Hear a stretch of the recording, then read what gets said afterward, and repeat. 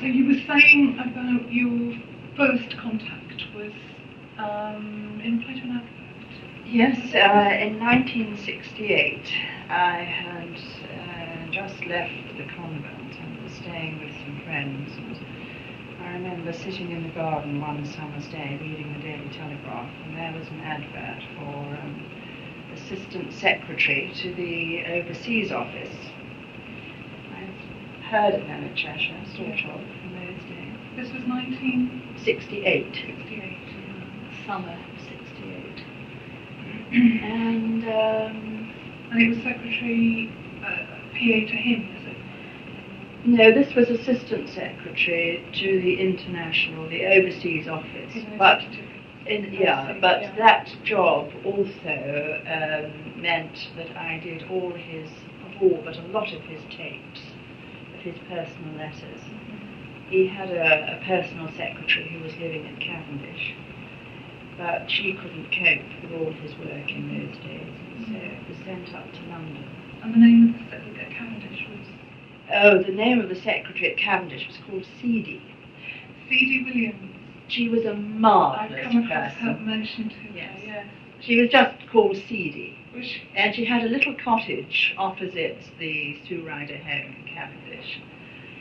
And Leonard was her life, absolutely. She was an old lady when I met her, but she couldn't cope with all the work, and so he used to send tapes up every day up to the London office. And the London office in those days was at the back of the Hilton Hotel in Shepherd's Market Mews. You've heard of Market Mews? Yes, I've come across that. In fact, if you started in 1968, that would explain why I haven't come across your name yet, because I've done the 50s correspondence, and I seem to have jumped to the 70s now. So I've come across Carl Schultz, yes. Margot, Maggie Toner, all these names. Now, Maggie Toner actually took over from me in 1974 when I left the second time. But when I went up for the interview in 68, in fact, Carmel Short interviewed me then. And that was it. Yes. And before you say you've been in the convent? Yes. Before that, prior to that. Really, yes. there was no experience, or very little experience? I was a secretary before I'd gone into the convent. I was a secretary of the Argentine Airlines. And so, yes, I was a trained secretary. And so I started in number 5 Market Mews. There were two little mews houses, number 5 and number 7. Number 7 had the UK side. The offices there just dealt with all the homes in the UK. And number 5 Market Mews was the overseas side, and we looked after all the overseas homes. And the overseas secretary in those days was somebody called Bunty Bell. No, I haven't. Marvelous name. Bunty Bell, yeah. She was quite a character. And so, really, there were just the two of us there, and a part-time person who used to come along and help us sometimes. But after a few months, Leonard asked me whether I could possibly manage to drive him around to some of his engagements, because he didn't have a driver in those days. And I said, fine, marvellous opportunity to see some of the homes and to get to know him a bit better. And so that must have brought you into quite close contact? Very close contact, yes. He used to sit in the back of the car. He used to dictate as we went along, tape after tape. And whenever we got to a home we were visiting or engagement, whatever it was, I used to have to ask for a typewriter in a little room. And he used to say, well, I would like this done, if you could possibly do it by the time we go. And we're having to cope with strange typewriters, and it was a nightmare. Sometimes it was a nightmare. So, what was he like to work? We were talking over lunch about it. Yes, very, very demanding, but in a very gentle way. He would never come in and say, Joan, that has... Well, yes, he did say that it's got to be, this is very important, very quiet way, but you would respond as if a little whip had been put over you. But, I mean, he had enormous workload, you know, I mean, it was just incredible. And he never gave himself days off. His great relaxation was tennis, and having a hit, as he used to call it. Oh, did you not? Oh, yes, and every time he came to London, up until just the year before he died, he used to go off to Wimbledon. He was a member of Wimbledon. And he used to ring me up and say, Joan, could you arrange for me to have a hit, as he used to call it, with one of the members. Yes, that was his great relaxation. His great friend was Ken Fletcher, who was an Australian ex-Wimbledon champion. So really, going on from those early days when I was driving him around. Yes.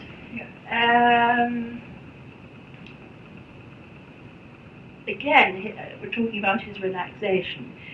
Sometimes coming home very late to Cavendish after a day of engagements and hard driving, he always used to say, if it was a day of Dad's army was due to him, he would just say, step on it, Joan, because I must get back for Dad's army. And we used to go to his flat at Cavendish, and he used to sit back and absolutely roll around with laughter at Dad's army. I have never seen him so relaxed, ever. I've made a note here about the Reading traffic jam. I have to tell you this. Yes. We went down to see the home in Timsbury. No, yes, that's right, to see the home in Timsbury. And the following day, he was going to open the new home at Axbridge. And so we drove over late afternoon from Timsbury to Axbridge on Somerset. And it was during the time of the Biafra crisis in 1969. And he was playing a behind-the-scenes part in the peace negotiations. Because we had a home in Biafra, and he knew a lot of the top people in Biafra. Well, we had just got to Axbridge at about 4 o'clock in the afternoon, and there was a phone call from the Foreign Office saying that Sir Louis Nganefo, who was a top Biafran lawyer and judge, was coming over to London with a peace peace negotiators, and could Leonard possibly go to London Airport to meet them there with members of the Foreign Office. So we had literally just time for company at Axbridge, and had to be at London Airport at 7. I stepped on the airport and said, there'll be a VIP lounge arranged. He said, now go and book a hotel for the night, one of the airport hotels, because he didn't know how long he was going to be in these peace negotiations.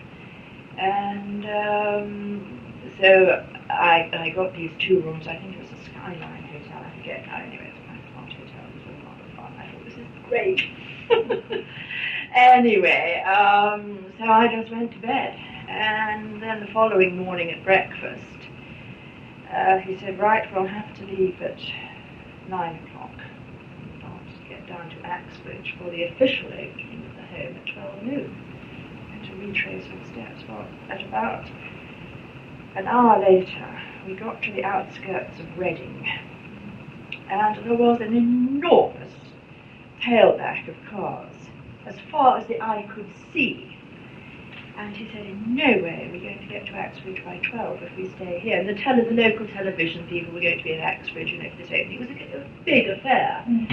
So he said, look, just go on the outside lane, and we're going to pass all this road traffic. For 2 miles we drove, and all the cars were hooting, and people were saying, eventually we were stopped by the police about 2 miles on.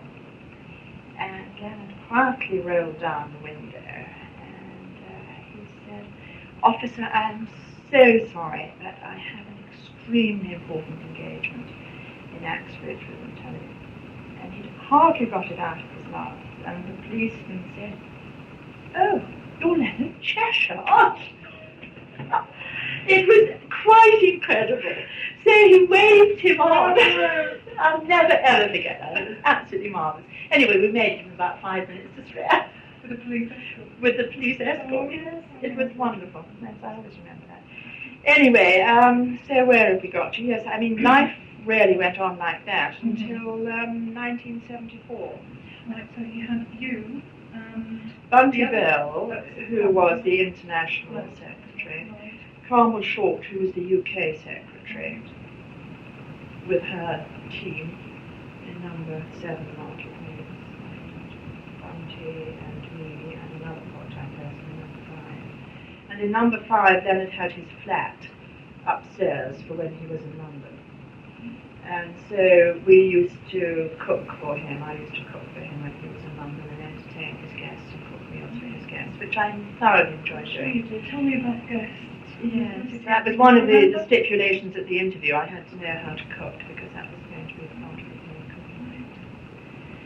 Oh, well, just lots of very interesting people and famous people. A great friend of his was Peter Townsend. Peter Townsend, he was engaged to Princess Margaret, yes. Oh, I can't think now offhand. They were just very interesting, well-known people at that time. So this was mid-70s? We're talking about the late 60s, early 70s. Yes.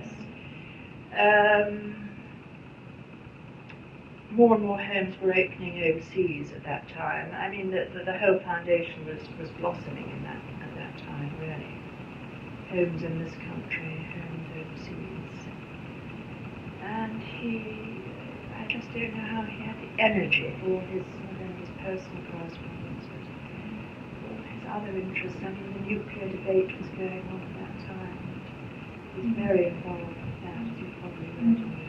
And so when I left in 75, of course Maggie was in control and charge, and I just did 1 or 2 temporary jobs, and then, as I said, I went to Mass one day at this London church. Tell me about that.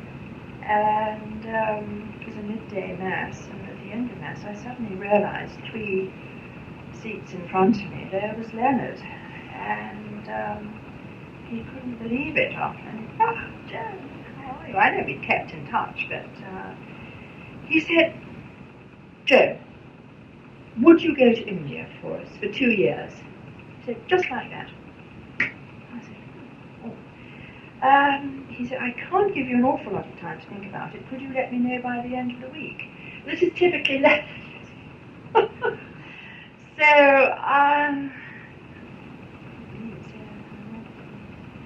thought about it and went to Mass the next day. And the most strange thing about the first reading at Mass the next day was leave your, you know that thing in the Bible about leaving your father's house, leaving your land to your father's house. I thought, oh well, that's the answer. Leave. Anyway, so I wrote that and I said yes, I'd love to go. And so I was very thrilled about this and left the following month. They'd had problems at Raphael, with a whole lot of liaison. I went as a liaison officer to Raphael. And the job of a liaison officer was to be in correspondence with all the sponsors in Australia and New Zealand. They sponsored children or lepers at Raphael, TB patients. And they used to pay so much a year for the sponsorship. And in return, they had a twice-yearly letter telling them about the child they had sponsored. And it was the most wonderful 2 years of my life. And it was very hard going, I mean, no doubt about it. One lived on a shoestring. I just had £2 a week pocket money. I mean, my fares were paid. Because Raphael, as you know, is Ryder Cheshire. So it was Ryder Cheshire who paid my fares and comes under that umbrella. And the contract was for 2 years. So at the end of the 2 years I came back, and then Leonard said, would you like to go out to Nepal? He said, we've been given some land just outside Kathmandu, and it's a question of really trying to form a committee and get some building work started. Goodness, I'm totally out of my depth. And I said as much to him. This Leonard being Leonard, he doesn't. He sees somebody who is totally uncommitted, me. He sees a piece of land over there. He sees God in between, and God will arrange all the rest. And he always used to say, you know, if you put your foot on the first rung of the ladder, there's only one way up. So it was Nepal. And so it was Nepal, yes. And I spent some weeks there. I obviously had some leads. I mean, the British Embassy were cooperative. There was a Jesuit foundation over there. They had a school. And so I put one of the Jesuits on the committee. And otherwise, local people put the building work out for tender. And the architects drew up plans first of all. And yeah, I was out of my depth, but somehow it worked, and in fact it's off the ground. There have been many people who've been over there since. And so I came back from there, and then Maggie Turner had died, and Leonard said, would I like to come back as his PA? Have you heard about the Christmas cards and all that performance that used to go on? You have? One of the first boxes of correspondence I came across was full of Christmas card lessons and frantic letters to people to make sure that the right card gets to the right person. Tell me more about that. Well, they were very, very important for Leonard, Christmas cards. He used to send every year about 3,000 or 4,000 cards to overseas and in this country. And he always liked to keep in touch with not only his friends, but people he had met perhaps only fleetingly at an engagement, or people who had done him a little act of kindness, or played tennis with him, or got up at the crack of dawn to drive him to an airport. All these people, he used to take a note of their name or address, and they were put down on the Christmas card list. And year in, not just for the following year, but forevermore, they had cards. And it did mean an awful lot to these people. And so this was a very large job that had to be done every year. It started in August, and the computer printouts were sent to an update, because lots of people died and changed the addresses and people got married, so it was an update every August. And they had to be done. Signing, coded them all, because at the end of each name and address there were little crosses. 3 crosses meant he signed them Leonard Cheshire and Sue Ryder, and she signed. 2 crosses with Leonard Cheshire, 1 cross Leonard. Then it was Leonard and Sue. Then if it was a dash, there was a little personal message that was put in. Some were GC. It was a total nightmare. Anyway, that was very important. Did you know he was a great practical joker? The times I have suffered with his practical jokes. When quite important people used to come for lunch, I used to go, starters and smoked salmon and all the rest of it. He used to say with a very straight face, did you know that Joan was a drinker? For the first couple of times, I used to go, God, what the hell do I say? And of course, and then he used to say right up to the end, just a few months before he died, he used to say to the telephonist at Malta Street, I tried to speak to Jo, but she might be out at the pub. And I never knew how he got this idea. I drank. I tried.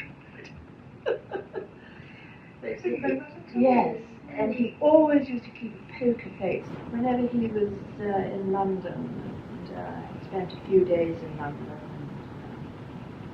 and I used to fill his fridge with food, and on his way home, he used to ring up from the car sometimes and say, "Oh, Janet, I forgot to tell you, I've left your cat some food in the fridge."